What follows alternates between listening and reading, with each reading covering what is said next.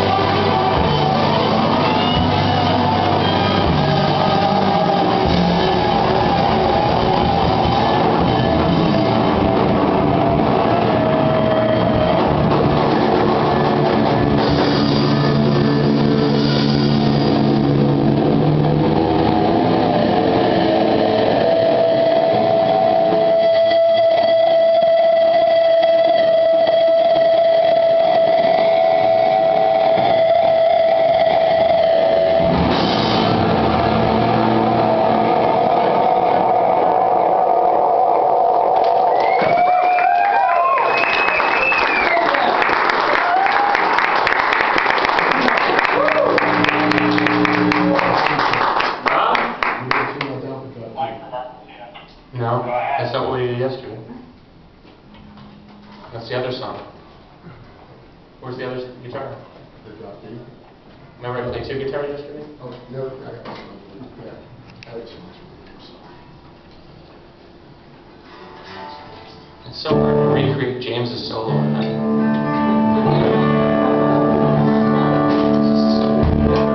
Like inside the mind, you know.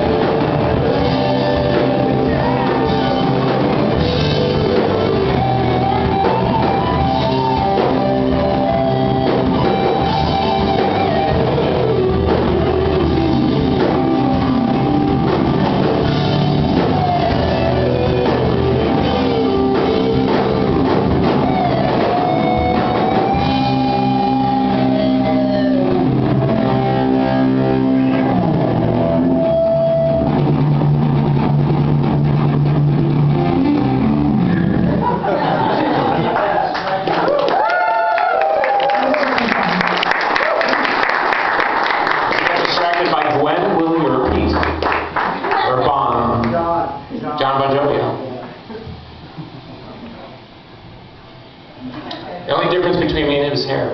That's it.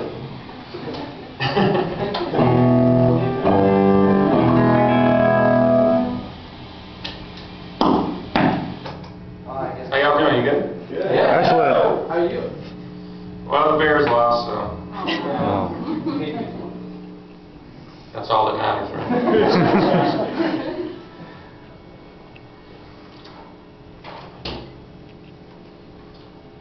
Yeah, I was actually at that Super Bowl the Patriots won last year. That was great.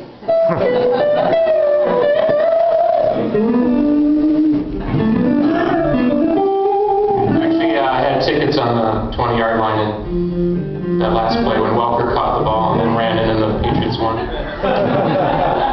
Terrific play. I will say that I was actually sitting right there, and I was watching the play develop, and Welker was completely wide open. So I went like, I thought, oh, Brady's certainly going to throw to him. So then I looked at Brady, and okay, here comes the pass.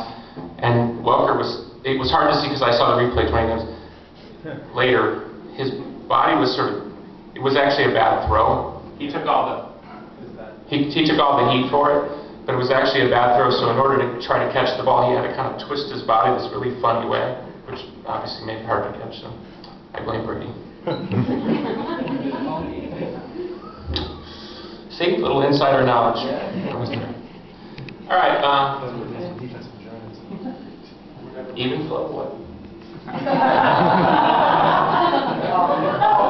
What are you playing? What do you want to play? Songs of your generation. What?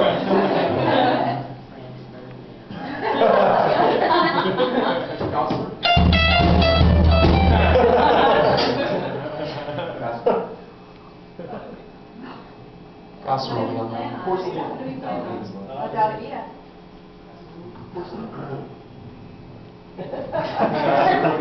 Hey, I tried. Whatever you want.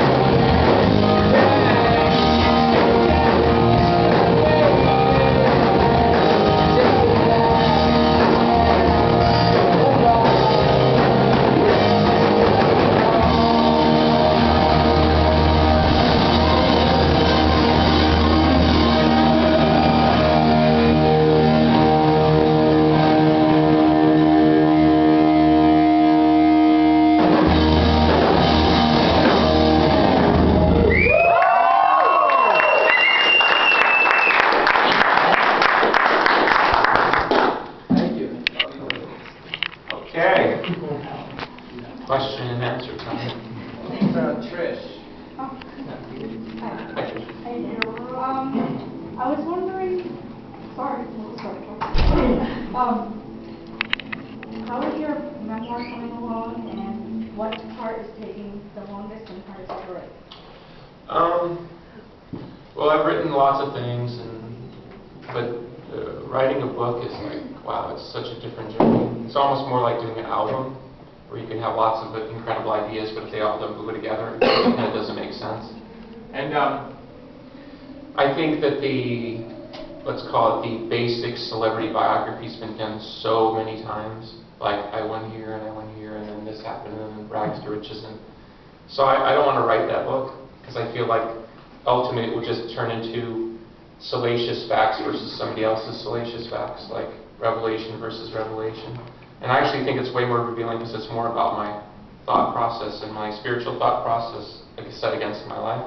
So I kind of got about 2/3 of the way through the book, and I decided I didn't like the tone of the book. But it's almost like doing demos. You know, we work a lot and then we go back, and it's a lot easier to actually do a new version of the song once you know what you kind of don't like. So I'm set to start kind of what's hopefully the final draft beginning of this year. So I've kind of written it in a way, and I could have finished that part, but I didn't think it was what I wanted, so now I'm going to start fresh. I think it'll go a lot quicker now. But thank you for asking. Ryan, sure. Yeah, how much have you been with Ryan? The 90s question. Oh, okay. Actually, let's move this. Yeah. How much do you actually keep up with the conspiracy and stuff? How many movies or books have you read on it? Conspiracy. The conspiracy, Alex Jones stuff. Do you have a favorite Alex Jones documentary? People were sure. No. Well, I'm lucky in that I know Alex personally. I've been to dinner with him a few times, and I think Alex is part of a much bigger thing. It's easy in essence, and he talks about this, and David Icke talks about, and I know this from my own life. The media makes good guys bad guys, and it's often funny if you trace the agendas, you find that good guys have a lot to do with their side. And so that being said, I think Alex is part of a bigger consciousness, a bigger movement of people saying, you know what, I just don't really want to take your version of the news anymore. Which is why I think it's better to focus on something like Alex as part of an alternative media or citizen journalism. The whole idea of conspiracy, I think, even in the realm of the use of the word, implies that, oh well, because like if you sit around the dinner table and you said, hey, have you heard about this? And it's like, then it turns into, well, prove it to me. You know what I mean? And oftentimes when we try to talk to people about, let's call it alternative information, an alternative way to look at an election, or the Federal Reserve or whatever, we kind of get that kind of thing of, we have to sort of break down their way of thinking and somehow try to, I've stopped trying to do that. I think that the general conscious part of humanity is awakening to, I don't really like the way the planet's headed, I don't really like the way the governments are taking us, I don't really know what to do. And people are starting to stitch together their own networks and trading information about how to self-sustained farm, and then of course you have shows like what is that show, Doomsday Preppers, where they kind of make fun of it, but they kind of use people like that to almost say, see, this is where that goes. I don't agree with that. I think particularly being an American citizen, you should be aware, you should have an opinion, and you should be willing to vigorously defend that opinion in the public sphere without violence and without attack. And generally speaking, what you see is, I don't see a lot of attack from, let's call it the conspiracy world, but I see a whole lot of attack from the mainstream world. And of course, my life in the public sphere tells me that when I see attack, why are they defending? For example, candidate Ron Paul was running for president. He was consistently polling second in a lot of states. The mainstream media would ignore him, call him a crackpot. 12-time senator, former member of the U.S. military, doctor, delivered thousands of babies, yet he's some sort of fringe character. And now, because of Dr. Paul's work, the issue of the Federal Reserve and its role in our monetary system is a mainstream issue. So we should thank Dr. Paul for bringing an issue that every American, because I walked around thinking the Federal Reserve was a part of the U.S. government. I know it's kind of boring for people who don't care. But to answer your question is, I think it's important that we inform ourselves the way that we want. And it doesn't have to be about government. It doesn't have to be about politics. It can be social issues. And so to me, Alex is part of a wave of people who decided to self-empower themselves to self-empower others. And so that's where I'm interested in that. Okay. Brian. Yeah. So, it was 12 years ago today that I thought the Pumpkins had played their final show. Oh, what? Yeah. Oh, wow. December 2nd. So I wanted to just thank all of you guys sincerely for giving us new music and for pushing forward and everything. So I just want to say thanks. And then with Oceania kind of ushering in the new era of the Pumpkins, I was just kind of wondering where you thought the band and the brand could go in the future and should go. That's a great question. We talk about it a lot. I think, Jeff and I and Jimmy were part of what was the 2007 version, up until Mike joined and then Nicole joined. And I think, unfortunately, in that era, what we had to learn was that the illusion, and back to the mainstream consciousness, the illusion of what it means to be a band that has a history is actually really, really poorly drawn. And it basically serves business interest first and everything else second, which is why many of our favorite artists, as they get older, they make kind of redundant music, less vital music, and of course ultimately you go to the show and of course you just want to hear the root. We've made a critical decision that the Smashing Pumpkins are going to be about that.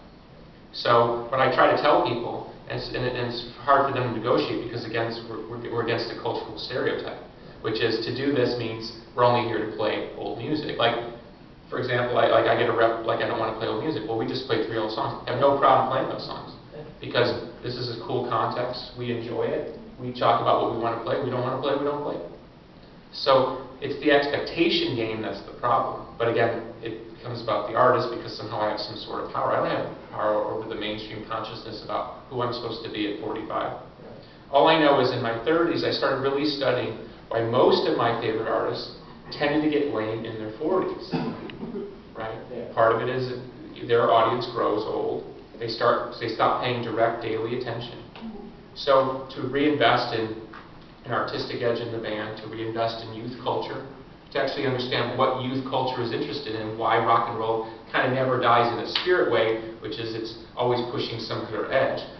Unfortunately, with alternative music, what we now have is a codified version of what alternative music is. And so any idiot or any brilliant kid learns really quickly, hey, if I dress like this, if I say these things, I act like this, and I write this kind of music, I'm actually in the safe zone. And my greatest illustration of that is, go watch an hour worth of TV and you will hear alternative music used for commercial purposes. I'm not talking about people's songs. I'm talking about some guy in the studio doing his version of, Radiohead to sell some car. Once music becomes commercially commoditized, it's no longer dangerous. It's just another tool in another toolbox. So for us as a brand, we've started to think of it more as a philosophical movement and an artistic and aesthetic movement instead of a literal business band, this is what you do. So it's very possible we may start playing whole lot less, start playing a whole lot less,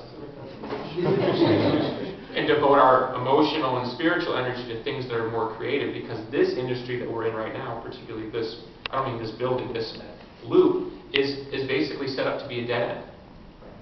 That makes sense, artistically. Absolutely. Absolutely. We're so blessed right now to have an audience that's willing to come see us play our new album in full. We're probably one of the only bands on the planet doing it right now, with any size. And then find that nice balance between past, present, and future. If we could sustain that and continue that, I think we would build on it, but we don't think we can sustain that. Oceania is kind of like a spur on the road, and we kind of learned what we learned, and now we're going to kind of get back on the main highway. At the end of the day, I look at it like Smashing Pumpkins has to represent something that's completely distinct and on its own. And unfortunately, we have to be willing to walk away from those supple things that make it easier, but in the end only confine this artistic institution to death. And if I was out playing the Melancholy 20th and whatever the reissue, we'd be selling a lot more tickets. But we have actually no faith that that goes anywhere artistically. And the shame of it is if we could balance those factors, we would. We have no problem going out and doing, we love that album. I mean, they love that album, I love that album. We have no problem. We would work up a cool set and go out and do 2 hours of Melancholy if we thought we could actually exit out of that into something better. But it don't work like that. Then it becomes, why don't you do the Siamese Dream Tour? Why don't you do more greatest? And then him and I have already been down that road. So, yeah, it'll be very interesting because it's sort of like, at this point it's more you know what you don't want to do. We don't have a particular vision of what it needs to be, but we certainly know what it needs to not be. And I don't think it serves anybody who loves what I've done or is a fan to just kind of play a game which has nothing to do with why the band was created. It's the strangest thing to me. Sure. It's from a personal point of view, I'm speaking totally personally. It's the strangest thing. It's like falling in love with somebody because they have a certain set of things, and then 15 years later, they turn and go, you know what? I don't want anything to do with any of that. Now I'll be somebody completely different. Stop being rebellious. Stop being, idiosyncratic. Stop being an auteur, and just get in line. And look no further than the record reviews of many of my peers. What do the reviews say? Not much progress. Great that it reminds me of the old days. Great. Perfect. That to me is like, you might as well slit my throat.